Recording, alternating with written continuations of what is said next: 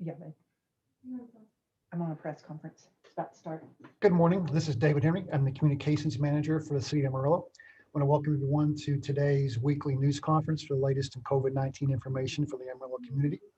Let me go ahead and introduce who is on our panel today. We're joined by Amarillo Mayor Ginger Nelson, Casey Stoughton, Public Health Director for the City of Amarillo, Dr. Scott Milton, Public Health Authority, Texas State University Health Sciences Center, Dr. Brian Weiss, Chief Medical Officer for Northwest Texas Hospital, Dr. Michael Emmentier, Chief Medical Officer for BSA, Dr. Rodney Gonzalez, Director of the Amarillo VA, and City Manager Jared Miller. Let's go ahead and start today with Amarillo Mayor Ginger Nelson. Mayor, how are you today? I'm well, Dave. Thank you. Good morning, Amarillo. Another historic week for our city. First of all, I hope you had a Merry Christmas, and I'm anticipating a prosperous and a joyful new year in 2021 for our entire city. I want to start the press conference this morning. I have had so many questions from you, and they're good questions. And I just decided nothing I had to say mattered at all, but your questions really deserve an answer this morning. So we're going to start with just a little bit of question asking. I've asked Casey Stoughton if she doesn't mind just letting me pitch some questions to her. So if the rest of the panel will just bear with us, I've got a list here we're going to work through and see if we can't get citizens the information that they really need to have about vaccines. So Casey, tell me, how many vaccines do we have with the Public Health Department that are in the custody of the city? So we have had 10,000 doses of vaccine shipped to us so far. We have given, we gave about 500 on Monday and about 500 on Tuesday, and we've given quite a few this morning. And so we've got a lot of vaccine, and we're happy to be giving it. And so this morning we'll start giving vaccine to people in what categories? So we will start this morning, just after this press conference, giving the vaccine to people in the 1B category. And that is the people who are 65 and older, or people who are 18 and older who have chronic healthcare conditions that would put them at higher risk for complications of COVID. And the reason that I say 18 and older is because we have the Moderna vaccine available to us at the health department, and that vaccine is licensed for 18 years of age and older. Casey, So let me ask one question there.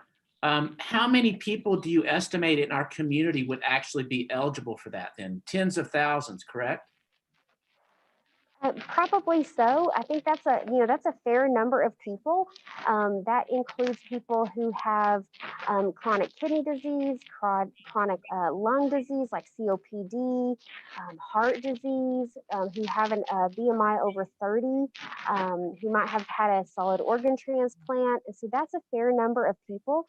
And so we will be giving vaccine throughout today and tomorrow until 7, and then throughout next week as well, depending on how long we have vaccine.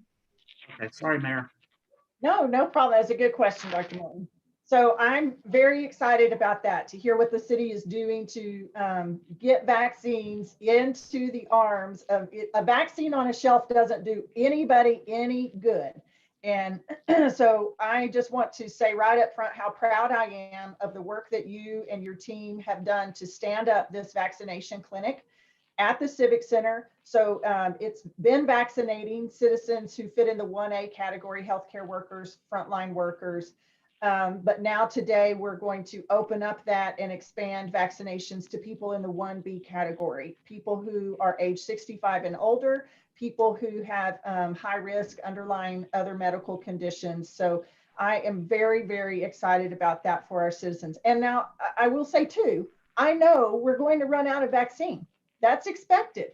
But that's a good thing, because what that means is the system we've set up moves our vaccines out into citizens, and it doesn't leave them sitting on the shelf. And I know the state of Texas, and Casey, I'll pose this as a question, is the state monitoring how quickly we give these vaccines? And Yes. Are they making decisions on how much more vaccine we're going to get based on how quickly we're getting it out to people? Absolutely. So we have been asked to enter the vaccines that we give into what's called MTRAC. So that's the state registry. We have been asked to enter those vaccines within 24 hours. And so while we have our teams who are registering people and who are giving the shots, we have a team of people who are entering those vaccines into MTRAC right here on site at the Civic Center, because we want our vaccines to be registered so that we can get more quickly. And so we do have on our city website on AmarilloAlerts.com, we want people to know when we have vaccine and when we don't have vaccine, so that they don't come down to the Civic Center thinking that there'll be vaccine. And so we have set up kind of an alert system so that you'll know when there's vaccine. And so on AmarilloAlerts.com, there will be a special, there's on the scroll down just a little bit, and you can see where it says priority 1A, that's the healthcare workers and those residents and staff in long-term care facilities, and then group 1B, that is the people 65 and older and people with chronic health care conditions. And right now we have vaccine available for both groups. In the event that we run out of vaccine and we do not have vaccine available, that will say unavailable and be in blue.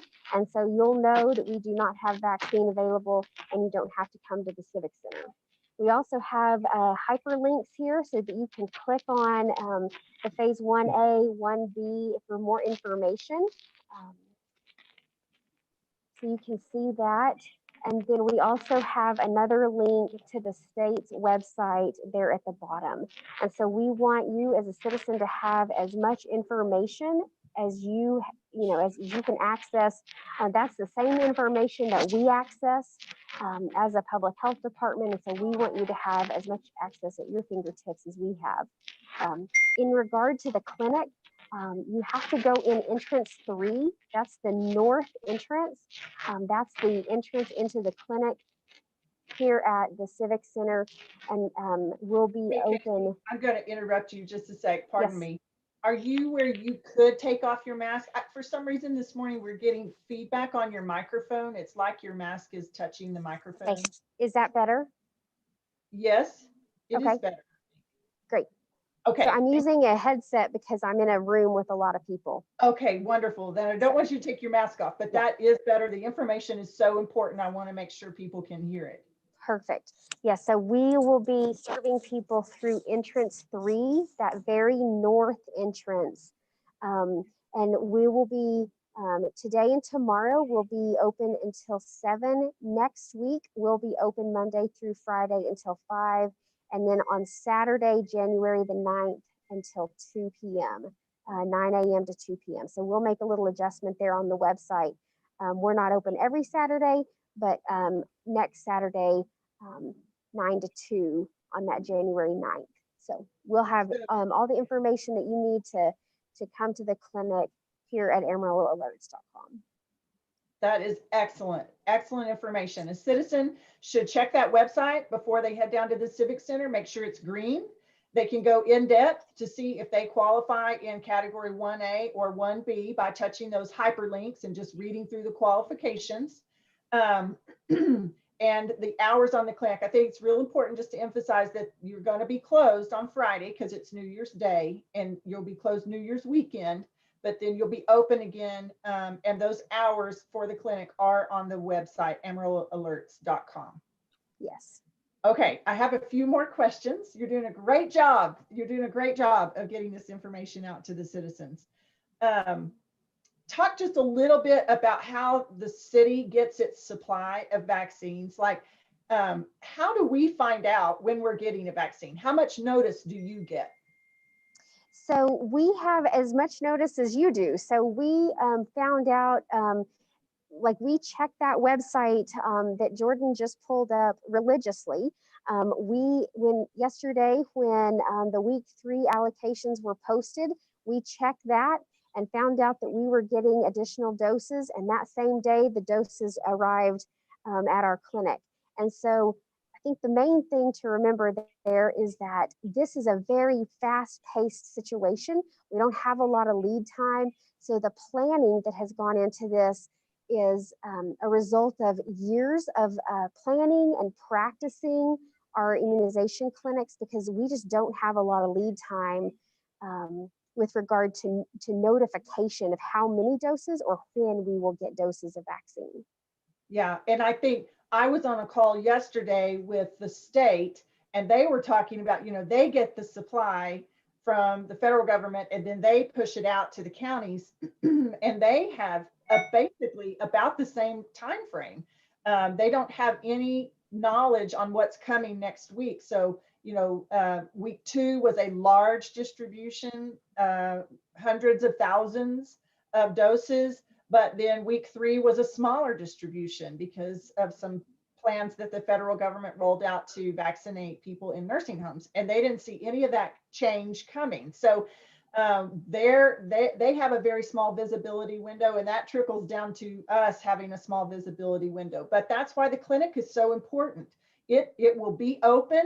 And when we have vaccine, you will be able to see right on the website, we have it, come get vaccinated. And here's who we're vaccinating. And here's the list of what it takes for you to know whether or not you're in that group of people. So we're just trying as hard as we can to get the information out to you as citizens and to get you vaccinated if you want a vaccine as quickly as we possibly can. So Casey, then talk to me just a little bit about what it looks like for somebody who wants to come over and get vaccinated. Do they have to pay? Is there a cost? Yeah, those are great questions. So no, there's no cost. We are receiving the vaccine at no cost, and so we're passing that on at no cost to our community. We do have some paperwork that has to be filled out because we have to register those vaccines with the MTRAC. But so we have minimal paperwork, and then we have the best nurses in town that will give you your vaccine, and then you wait for 15 minutes with our amazing fire department. So we have some really great collaboration with our city departments, our fire department, our police department, our public health department, our civic center. We're all here to make sure that we have a smooth clinic and that you are taken care of quickly and safely. And we've had a great morning. Why do people have to wait in the room with the fire department for 15 minutes? So we just want to make sure that there's not going to be any adverse reactions to the vaccine. And if there are, they usually happen in that first 15 minutes. And so we can safely take care of someone. I think we've had maybe one situation in the fire department, we were able to care for that patient. And out of all of the patients that we've treated or provided vaccine to, so we're just really having a great week. What documentation does a citizen need to bring with them if they're coming down to get vaccinated? They just need to bring themselves. We ask, they can't have had another vaccine within the past 2 weeks. If they've had a monoclonal antibody infusion like the bamlanivimab, they can't have had that within the last 90 days, and they can't be currently ill or in quarantine for COVID-19. And so those are really the restrictions. If they're allergic to one of the components of the vaccine, then they certainly don't need to be vaccinated. But really the restrictions are quite minimal. So do they have to bring proof of a medical condition if they're not age 65? How do they just come up and visit with you about what that is? Right, so that would just be a self referral. We don't require proof, but we do ask that people be honest, that they allow the vaccine to be available to those who truly need it. And that in time we will have enough vaccine for everyone who wants it.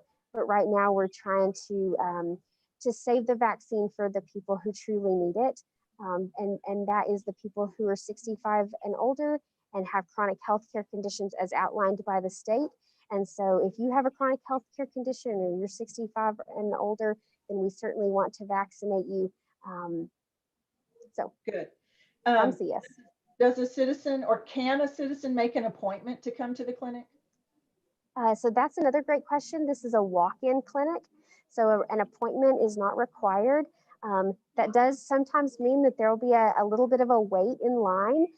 So it's helpful if we kind of stagger those, stagger that throughout the day. So not everybody has to show up at 9 a.m., but we don't require appointments. Okay, what if a citizen needs a ride to get to the Civic Center? Is the city helping on that? Another great question. So our transit department has partnered with us, and they will be offering a shuttle service. And I think Jared Miller may have that phone number. I don't have the phone number right now here with me at the Civic Center, but yeah, Amarillo City Transit, the number is 378-3095, and you call that number, they'll work with you to get arrangements to get you to the testing site or to At the no testing charge. site. And those are free rides. Is that correct, Jared? Yes. What I know is the Amarillo City Transit is providing free rides to the drive-through testing center site. I will verify, but prior to my opportunity to provide comments. Okay, great. Casey, how many vaccines a day, given that we have the right supply, how many vaccines a day do you think we can give at the Civic Center clinic? so I think we can give, with our current setup, we can give between 1,500 and 2,000 a day. Okay, that's great. What if we get a large distribution? Like, what if the vaccine ferry delivers 50,000 vaccines at your doorstep yesterday? Do we have capacity to get those into people as quickly? What are your thoughts on that? Yeah, so right now our plan is to be able to provide vaccine at the Civic Center, and to do that through a central location so that we can be a central location for everyone here in our community. However, if we were to receive that large of a shipment, we do have and are looking at plans, alternate plans, to be able to provide clinics at alternate locations. And so those plans are in development, and we're looking at every possibility, because we just, with the way kind of the short notice that we're receiving, we just don't know exactly what we're looking at next week. And so we want to be ready for anything. Yeah, and we don't have an expectation that we would get a large distribution like that.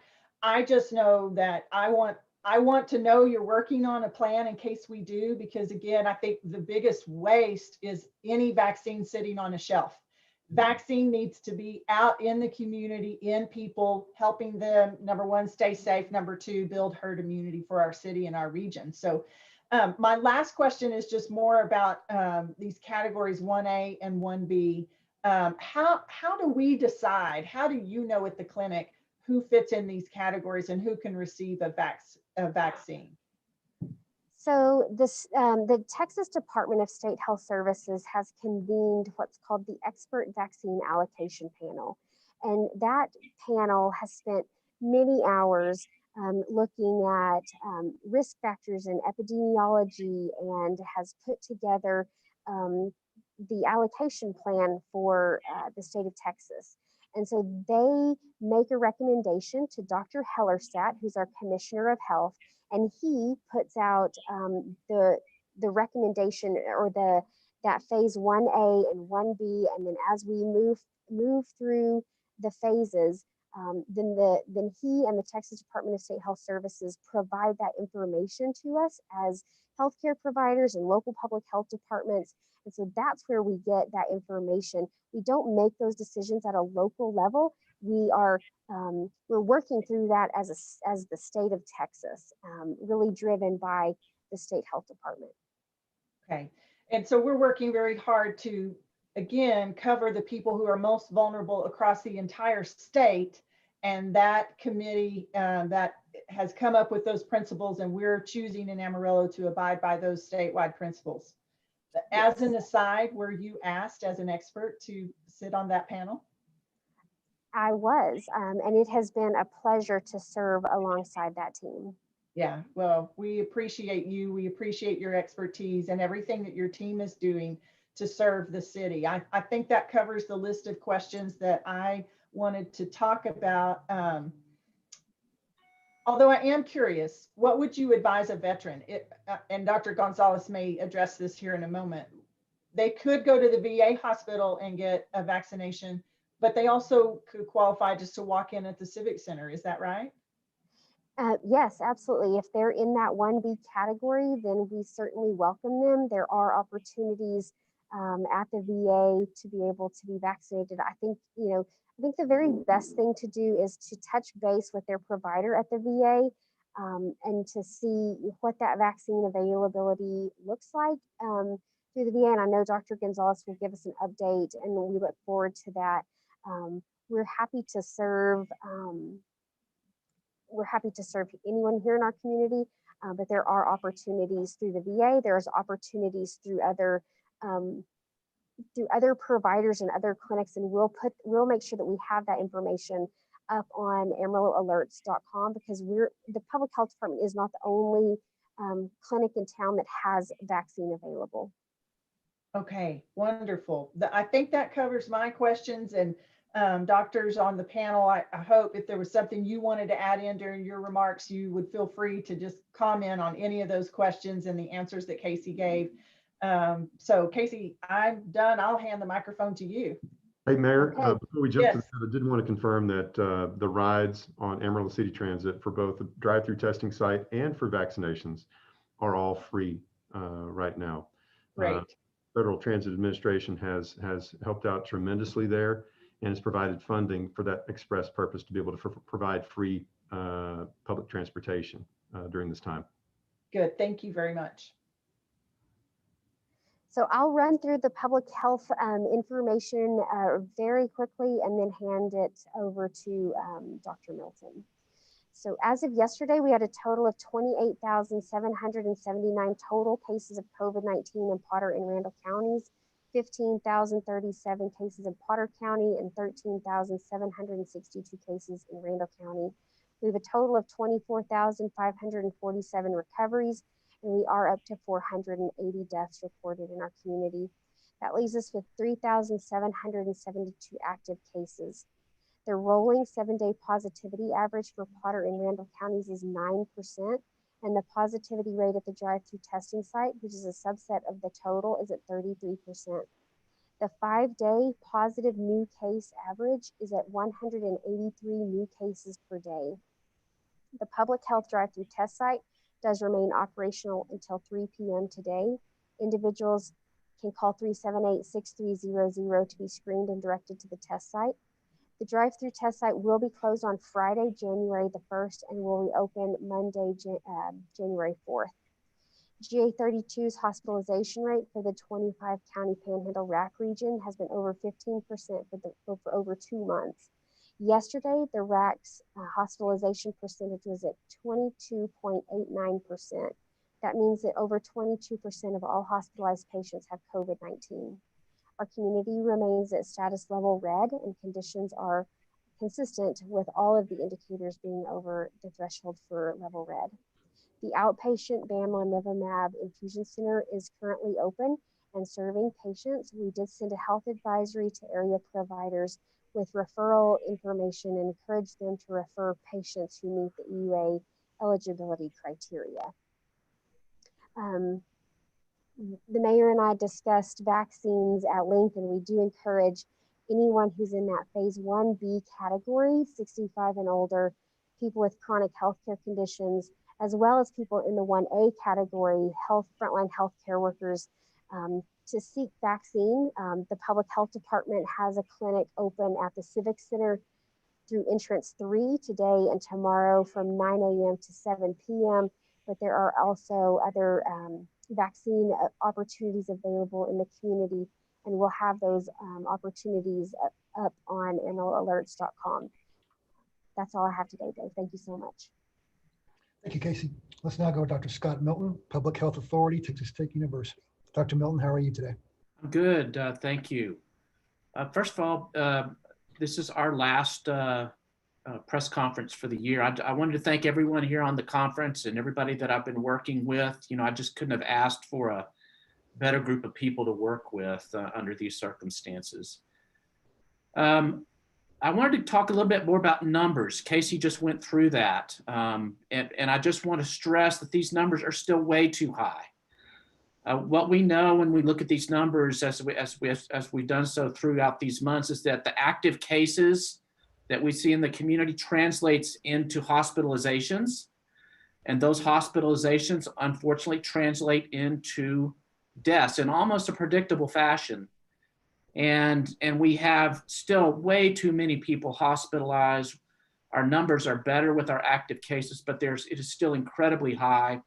And we can predict, unfortunately, that because of these numbers, we're going to continue to have deaths. So now that we have a vaccine that's become available, it really has become a race. This is more of a race to try to get our immune status better in this community, to try to achieve herd immunity as quickly as possible and minimize the hospitalizations and active cases and deaths. So I'm stressing everyone to stay in touch with their healthcare providers and with people at the health department. Try to keep your ear to the ground about when vaccine becomes available. And let's all try to keep moving forward to get as many people vaccinated as possible. It's safe, it's effective. I've had mine more than 2 weeks ago. I had a little bit of a sore arm and that's it. And so that's what we all need to do. This is what we need to do as being good, responsible citizens in this community, in this country. So I'd like to hear from Dr. Weiss and Dr. Lamentier now. Thank you. Thank you, Dr. Milton. Let's now go to Dr. Brian Weiss, Chief Medical Officer from Northwest Texas Hospital. Dr. Weiss, how are you?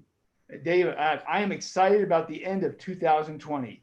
I cannot imagine being happier getting to throw away my far side calendar for 2020. And once again, I dated myself. Anyway, it's hard to imagine that it was February 11th that the World Health Organization created the term COVID-19.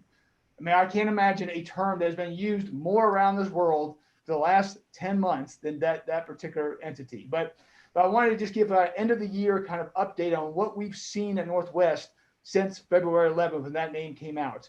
So we have seen a total in terms of people under investigation that have come with possible COVID. We have seen 15,259 individuals come to our hospital. And out of those, 4,434 tested positive. So it was literally 1 out of 3 people that came that was a PUI were confirmed to have COVID-19.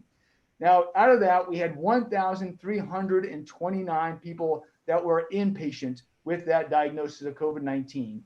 And the tragedy is, out of that, we've had 189 individuals lose their life to COVID-19 at Northwest, despite our best efforts. And that obviously is a tragedy for all the families that have had to live through that. Now, if we look at remdesivir, we've treated 622 people in the hospital with remdesivir. So that is almost 50% of the patients that came to the hospital with COVID-19 did receive this drug as part of their regimen, as well as Decadron. And then we're talking about bamlanivimab. We have treated 93 people as outpatients with that monoclonal antibody. And now we're working hard to support the citywide resource for the bamlanivimab infusions. And that is going well. And want to appreciate the city and the public health department for helping set that resource up for the referral from physicians all around this community for patients that need that monoclonal antibody. So let's talk about Northwest numbers today, because this is why I'm really excited. We have 74 positives in Northwest. And here's the thing, when we do the governor's calculation, that puts us at 14.95% of our total licensed beds are COVID-19. That is the first time we've been at 15% or under since the second week of October. Mm-hmm. That's fantastic. And even though the whole, as Casey said, the whole area is still at about 22%. For us, we have hit 15%. That is very exciting. Right now, we have 30 in the ICU. 22 of our 27 vents in use right now are going for patients who are suffering from COVID. But again, just as we've seen all these numbers decreasing, yesterday we were at 17% of our outpatient testing for positives.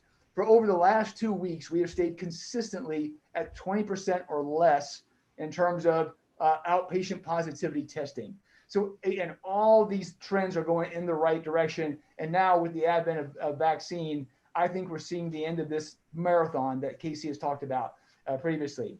Vaccines, we continue at the hospital to focus on our staff and all the Northwest related healthcare providers. Now, obviously, we have a limited capacity to give vaccines relative to the incredible resource that Casey and her team have set up. So we will continue to support the city in terms of that centralized resource to make sure you get the fastest throughput for people who want vaccines. With regard to our staff, we're down to 36 quarantine staff members. We were at 150 plus 2 months ago. Again, fantastic. We're seeing all our own staff being able to come back to work and back to their jobs at the hospital. I think just in closing, clearly there is no part of Northwest Texas that has not been affected by this virus over the last 10 months. And that means all the changes in our physical plant. It means all the change workflows, all the things our staff have had to do differently over the last 10 months. And we're looking forward to 2021 being able to put everything back where it belongs again. So it's going to take the same process to reverse it, but that's going to be an exciting process. And in the end, I want to personally recognize and thank Casey, Dr. Milton, Dr. Bell, and the whole Amarillo Public Health Department for this unbelievable guidance through 2020. You have my utmost respect for all the support you gave Northwest. And without your leadership, we wouldn't be here today giving such great news. That's all I have today. Thank you. Thank you, Dr. Weiss. Let's now go to Dr. Michael Lementier, Chief Medical Officer for BSA. Dr. Lementier, how are you? Good, David. Good morning. Good morning, Amarillo. I'd like to start off with just talking about some of our BSA statistics today, and then we'll get into a couple other comments and points. Today, we have a total of 355 patients in-house at BSA. That is a high census for us overall in terms of total heads and beds. 223 of those are on our med-surg units, if you will, adult med-surg. We have 117 COVID patients today. We had dipped down into the 90s about a week or so ago, and then have been hovering in that 100 to 110 range. Today, we're up to 117. That number is better than where we were, obviously, when we were peaking above 200. If you look back about a month ago, so we're down significantly from that number. However, we still have a fair number of COVID patients here. And as comments from Dr. Milton also revealed, we are not out of this danger zone yet. So we have to keep doing what we're doing to try to prevent infections and prevent disease. Of the 117 that we have in the hospital, 52 of those are in the intensive care unit. And of the 52 that are in the intensive care unit, 28 COVID-19 patients are on the ventilator at this time. Fortunately, we're only using about 47% of our total ventilator capacity. Right now, however, we are using about 93% of our ICU beds. We have a growing population of non-COVID ICU patients, a total of 87 patients today in our intensive care unit, which again is well beyond the number that we typically have had as far as our historical ICU structure, which means that we're still using some additional ancillary sites in our hospital where we created extra ICU beds in order to manage patients that have critical illness. We're down to 50 staff members quarantined, and I would echo Dr. Weiss's comments that is a dramatically improved number compared to where we were previously. So we're very happy about that. And a small portion of those 50 are nursing staff, which is also good news. We're still running a fair number of patients through our respiratory triage unit, anywhere from 30 to the mid 40s per 24-hour period of patients coming through respiratory triage. The interesting thing is that our flu volumes are essentially non-existent. And you have to believe that the masking efforts are helping to contribute to our reduced incidence of flu cases. We only have 0.14, that's 0.14% of our isolates testing positive for flu. And that was in the month of December. And we have had no co-infections of flu and COVID-19 in the month of December, which is good news. So happy to report that as we are creeping further into what would be typically known as the heart of flu season as we move from December into January and February. From a standpoint of vaccines, I would again echo comments that the efforts for the individuals involved with the Department of Health, Texas Tech, both Northwest and BSA leadership teams in terms of getting vaccinations out to all of our healthcare workers, and now trying to move forward to essential workers and those in 1B. I think it's been a heroic effort. I know that our folks here at BSA have been working tirelessly to make sure we're vaccinating all those individuals who want the vaccine. Certainly not, this is not a mandatory vaccine. This is something that is voluntary, and we are encouraging it for sure. And right now we've been vaccinated at BSA at least 1,300 employees at this point, and are continuing to roll through that 1A list. And now we're also working on efforts to vaccinate the RAC staff that have been helping us, and opening up some of that based on discussions with our city health leaders and the state leaders. We want to make sure those individuals that have helped us are getting vaccinated. And then, assisting with whatever we can do to make sure that that 2-shot series is working for those folks as well. The vaccine has been very well tolerated here. We've had essentially very minimal evidence of any kind of adverse reaction, as Dr. Milton mentioned as well. So again, with both vendors, we have administered both Pfizer and Moderna vaccinations, and both have been well tolerated. We are also being aggressive with offering the monoclonal antibody therapy, working with the city on our tent strategy here in our parking lot to offer that to individuals who qualify. And also we are offering that through our urgent care center as well, and to patients who qualify and are appropriate in our hospital setting for outpatients. So again, that's about 123 patients we've treated as of Monday with monoclonal antibodies. Also very well tolerated therapy.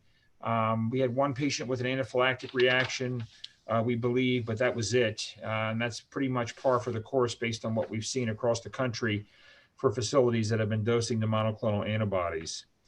So again, I think that the light, I believe, is at the end of the tunnel. And I say that because I think the vaccine is our savior, in addition to our compliance with initiatives to reduce disease transmission, masking, good hand hygiene, social distancing. I know those are the three other things that you've all heard for 2020 ad nauseum.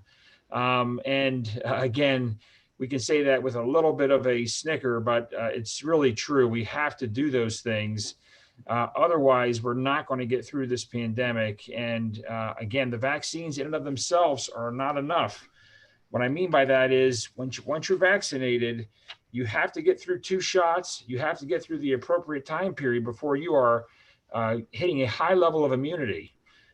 So certainly there's the potential to be infected early after your first shot if you're not complying with masking and doing the things that we've been doing now for months. So we would really strongly ask folks to do those things despite being vaccinated. And we also don't know if you're vaccinated and you're immune and not going to get infected, but if you're going to be a carrier of disease, to be able to transmit it to someone else, even though you're not infected, which is another reason why continued masking is critical. So again, I think our foresight into the new year is positive. We have vaccine. We have a strategy to move it out to the public and those that need it most first. We are working diligently as a community. The leaders on this conference call, the leaders in the hospitals, also with Texas Tech leadership, and the physician offices that are getting vaccine, that I know and talking with folks that are already moving forward with that 1B population and doing their part to help us reduce disease in the community. I want to applaud their efforts. So again, thank you. I wish everyone a happy new year, and we'll continue to do our best to take care of the citizens of Amarillo at BSA. Thank you, Dr. Lamentier.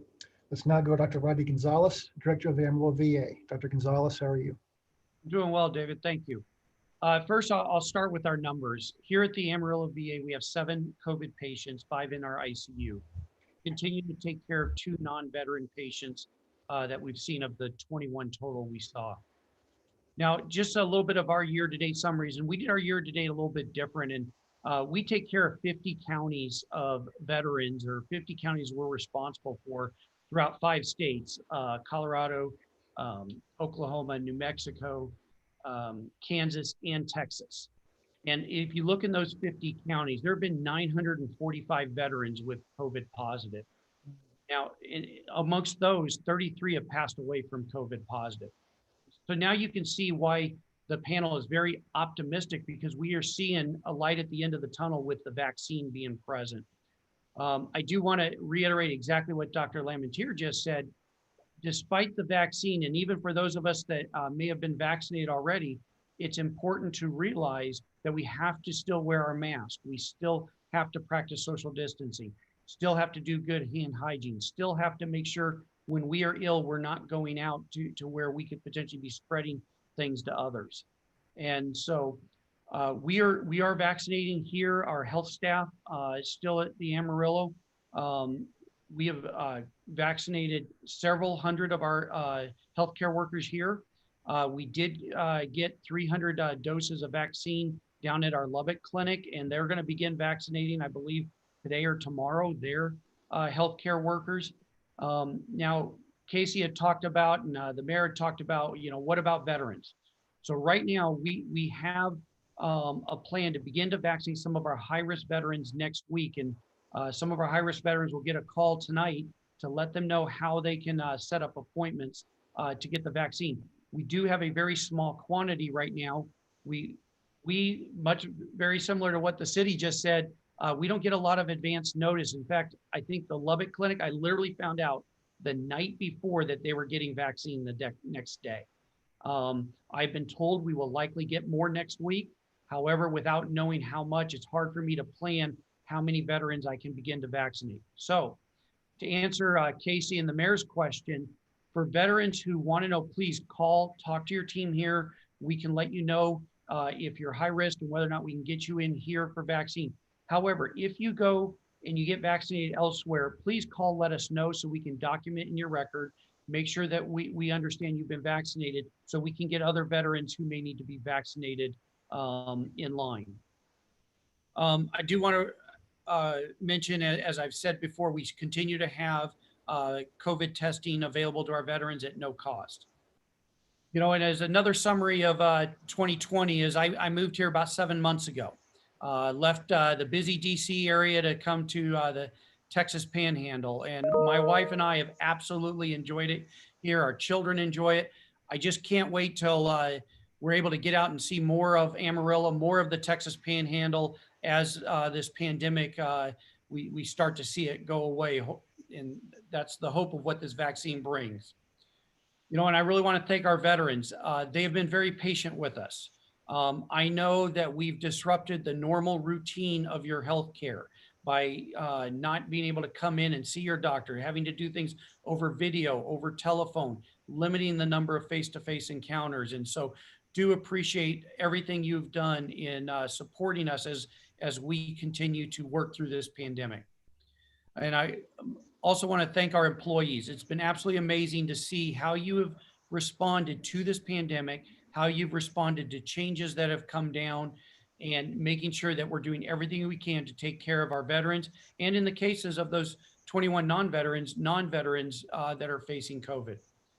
And I want to give it a special shout out to our over 45 staff members who went out to other VAs, other areas to support them through their COVID surges and natural disasters, hurricanes over this last year. And then we've also had about 30 VA staff members from other facilities come and help us through the surge that we've, and I don't want to say we're through it, because as the other doctors have mentioned, they continue to have a large number of COVID patients, but as we seem to be on at least a downward trend of this current surge. And so really want to appreciate all those that have helped us. And so with that, I'd like to thank the other panel members and thank the City of Amarillo for this opportunity to talk to my fellow veterans. Thank you.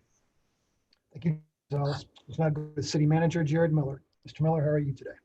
I'm good. Thank you, Dave.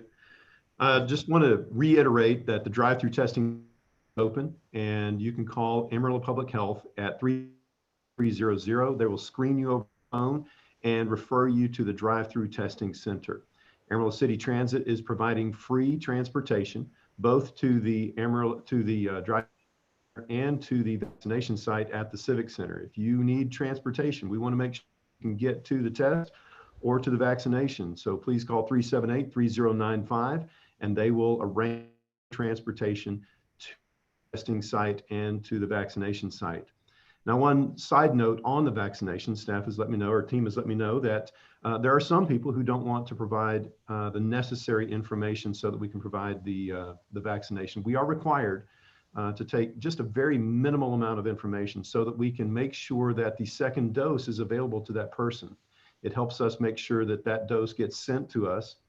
And it also helps us make sure that we can contact you to let you know when to come in for that second dose.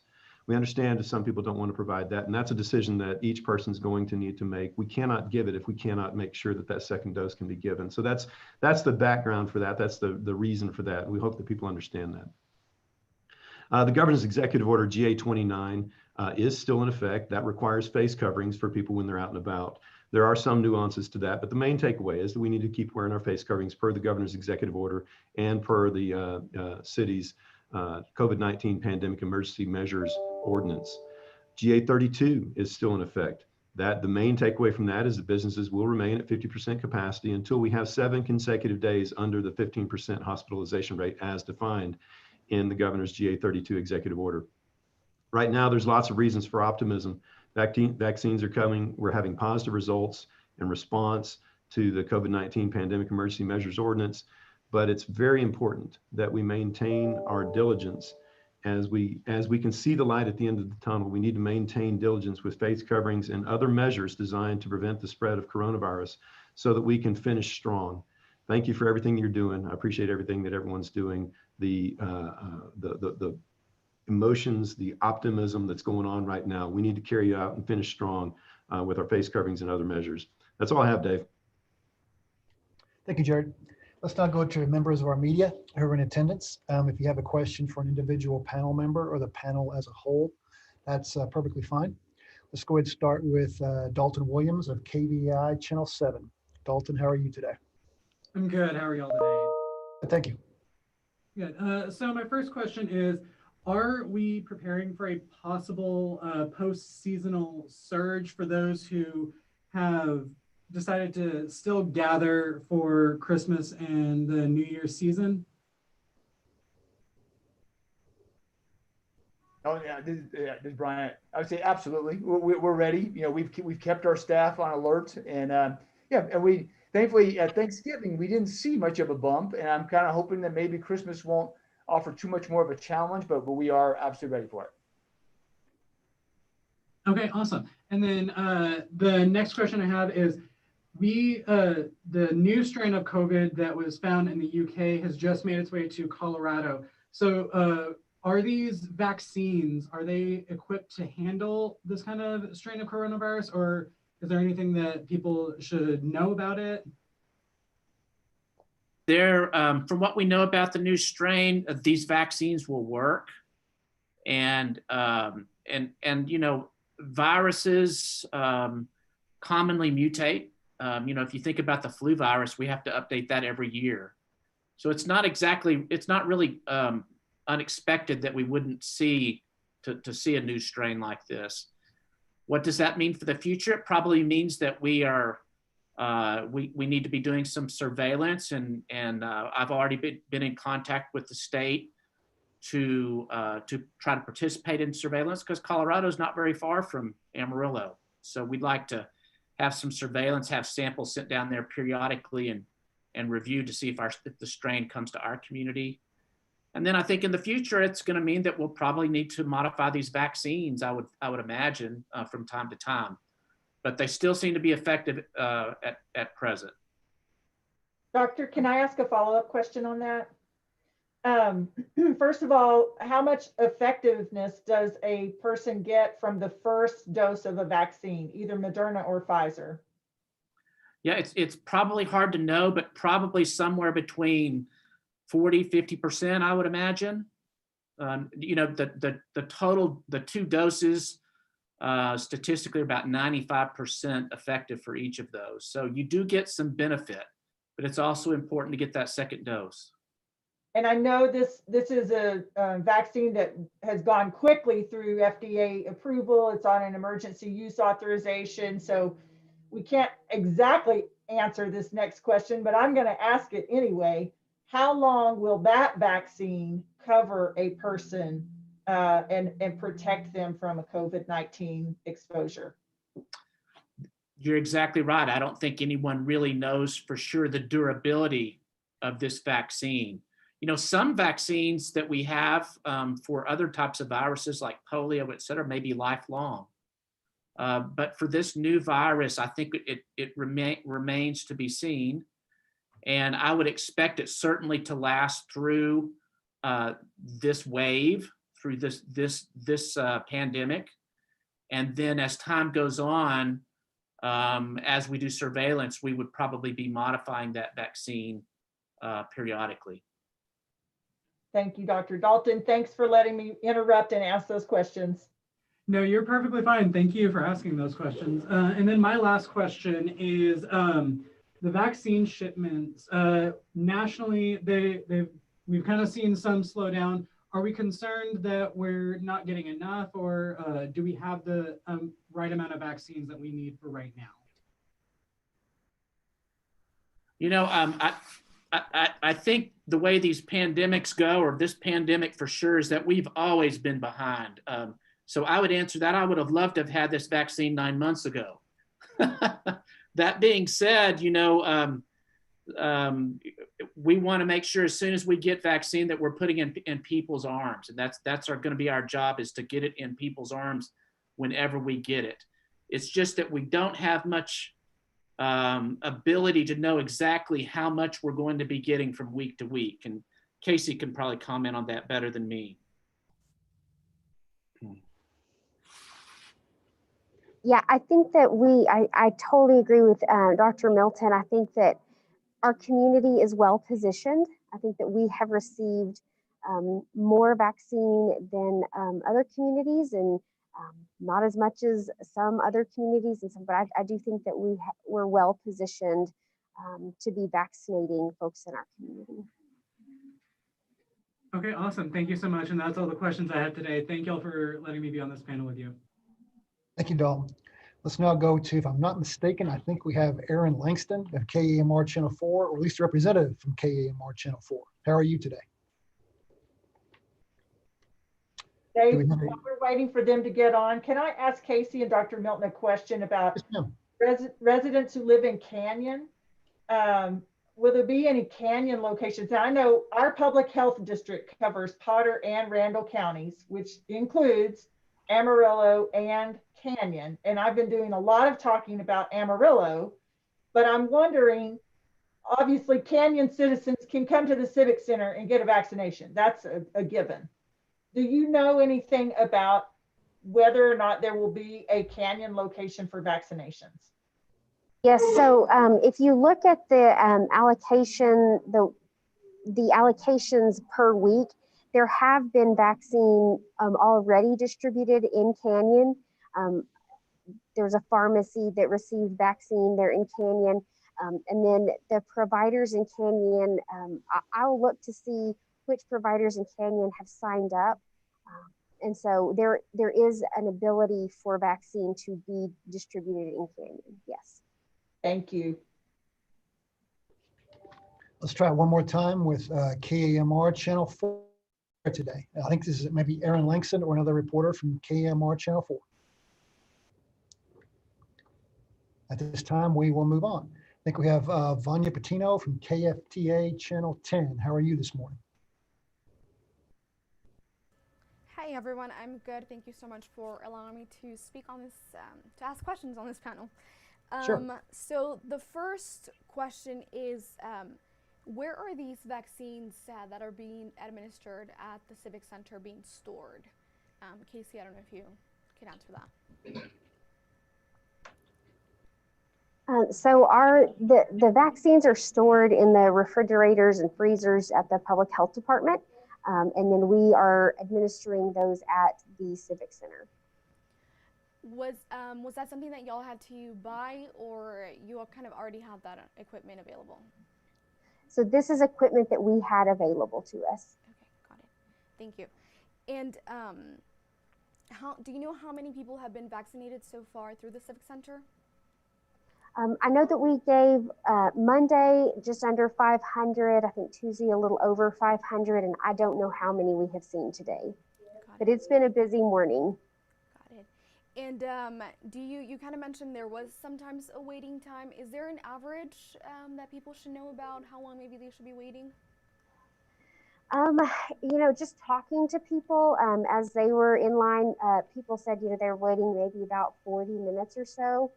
So that's not a terribly long time, but there is a little bit of a wait. So we just want people to know that when they do come. Got it. Thank you. Casey, I just got a text from a resident who just went through the through the vaccination site. They said it was 45 minutes from door to door, from their car door back to their car door. And they couldn't be more impressed with the efficiency of the operation. So kudos to Casey and her team.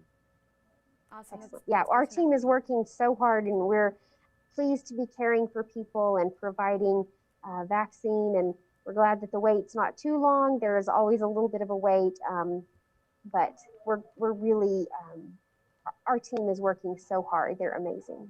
Well, that 45 minutes included screening at the door, paperwork, a couple of stations where you answer questions, the vaccination, and then the 15-minute hold period prior to leaving. So there's a lot of things that are happening there. So it's moving fast. That's great. And then Casey, also for those who are administering the vaccine, is it all public health department nurses, or are y'all getting help maybe from other nurses? So we're using the public health department staff. We do have some temporary staffing that have joined our team, but these are team members that have been on our team for some time. And then we also have the fire department, some members from the Amarillo Fire Department that have joined our team for this event. Got it. And do you know how many people are administering?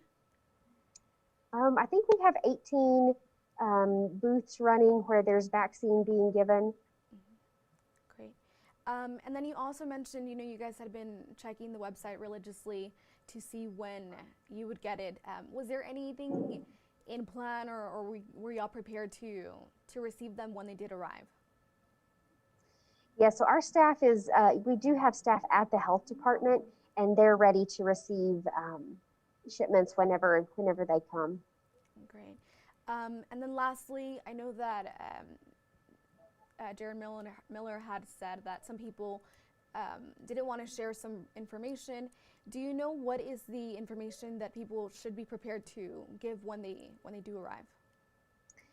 Right, so just basic demographic information is really all that is, and then we include that information into the M-Track system, and that is a system that if your record is lost or destroyed, then we can pull your shot record up and provide that information to you if you need it in the future. It's also how the state is tracking the doses so that they know when to ship us the second dose so that we can provide you that second dose. And so just basic, demographic information, name, phone number, address. So information that people would have, and it's easy for people to remember. Access. Got it. Okay, that was all my questions. Thank you so much for your time and information. I appreciate it. That concludes our news conference for today. Again, this is David Henry. I'm the Communications Manager for the City of Amarillo. All of our panel members who took the time out to participate today and provide this information to the community. Once again, we do these once a week, every Wednesday at 11 a.m. Thank you everyone for participating, and we'll see you next week. Thank you. Thank you, Dave.